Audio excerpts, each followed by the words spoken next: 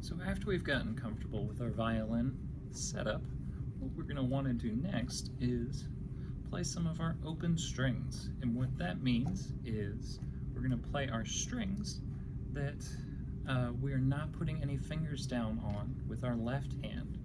So normally our left hand would do some fancy stuff like this, but for now we're just going to make sure that our right hand is going to where it needs to.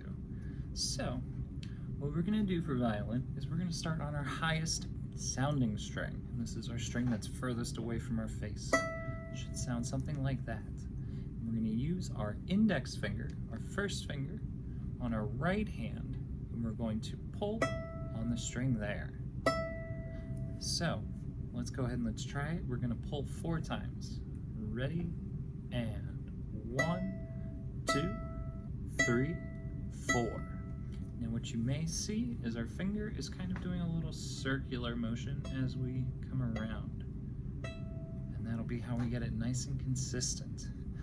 Then we're going to move down to our next string. This is our A string. It's our next string over. It's still pretty high up there. And again, let's go through 4 times. Ready? And here's 2, 3, 4.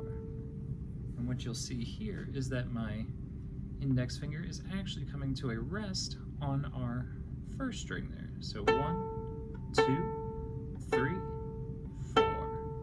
So it's kind of like in baseball where we have a backstop to stop the ball in case we miss. In this case, we're not missing, but we have a backstop to catch our finger, so that way our finger doesn't go flying all the way down.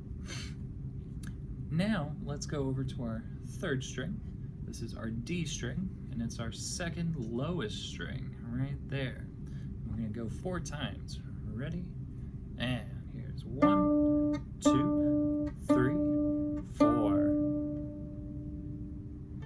And then, same idea, we're going to come to a rest on our A string, and then reset.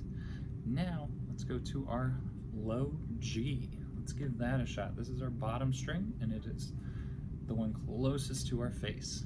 Ready? And here's 1, 2, 3, 4. So that's taken us through all 4 of our strings. Let's go ahead and let's try playing all 4 of our strings. We're going to pluck each one 4 times. We're going to take 2 counts of rest in between before we go into our next string. So here's where it's going to be, starting on our highest sounding string. Ready?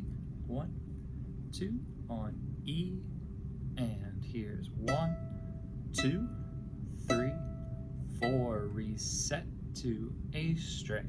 1, 2, 3, 4. Reset to D string. 1, 2, 3, 4, and set to G. And 1, 2, 3, 4.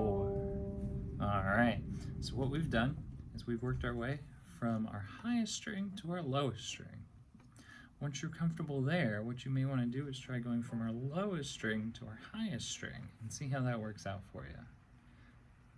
Best of luck practicing.